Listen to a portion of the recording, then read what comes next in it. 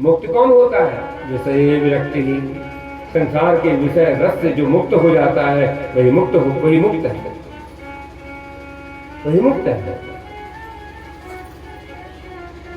वही मुक्त है। को वास्ति घोरो नरकः, घोर नरक कौन सा? स्वदेह है। तो वास्ति परम स्वर्ग, कि मैं कौन स्वर्ग नरक परम स्वर्ग? परम स्वर्ग क्या है? तो स्वर्ग की संज्ञा किसे दी गई है? किसे? तो स्वर्ग क्या है? आत्म शरणागति ही स्वर्ग है, बाकी कोई स्वर्ग है नहीं। कहाँ जाना है कोई खबर नहीं। आत्म शरणागति, तुम शरणागति में हो, आनंद में हो, सुख में हो, उत्सव में हो, उत्साह में हो, उमंग में हो, प्रेम में हो, तुम स्वर्ग में हो। निंदा में हो, कटुता में हो, दम्भ में हो, पाखंड में हो, प्रपंच में हो, क्लेश में हो, निवेश में हो, अभिनिवेश में हो, तुम नरक में हो।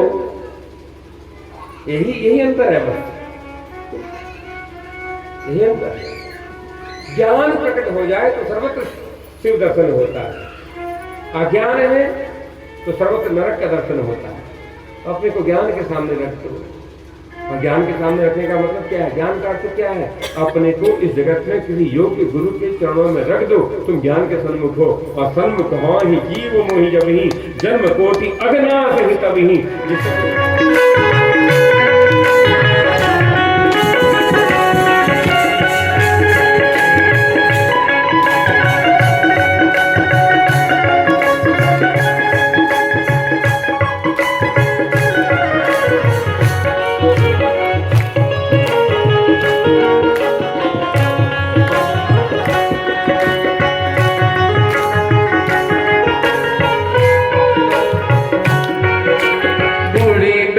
पर शिव जी बैठे गल कुंडन की माला, बूढ़े बैल पर शिव जी बैठे गल कुंडन की माला।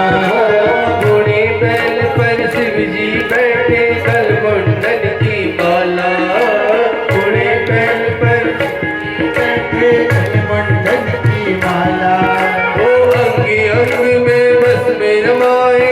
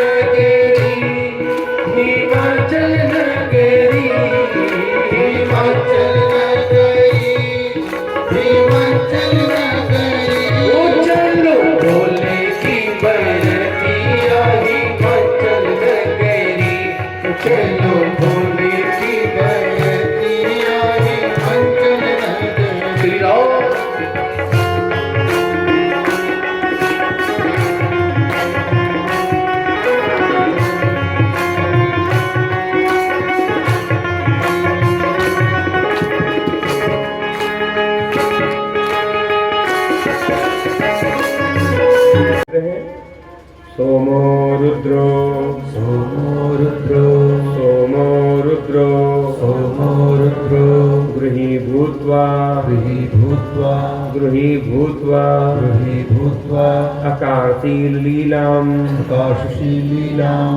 आकाशशील लीलाम् परां प्रभुः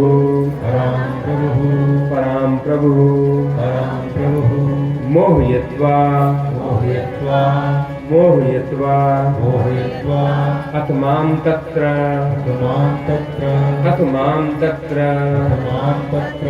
स्वविवाहे अविकारधि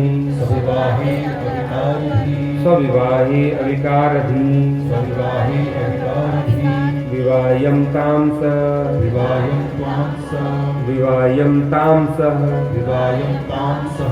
आगत्य स्वगिरौ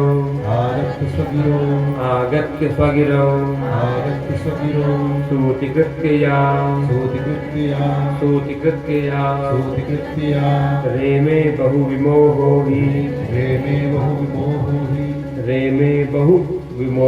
हि स्वतंत्र स्वात्त विग्रह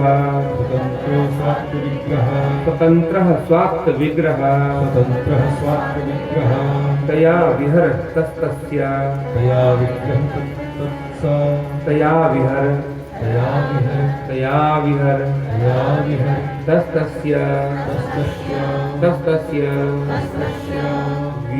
व्यतीयाय महामुने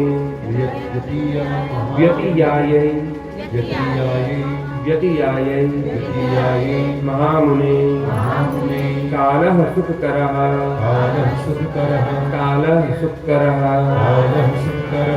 शम्भो निरः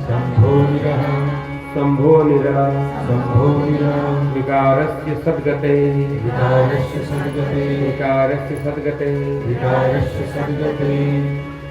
तो देवी ने रुद्र को प्रसन्न करने के लिए इन मंत्रों से स्तुति करते हैं। इस स्तुति का प्रभाव क्या है? जिनका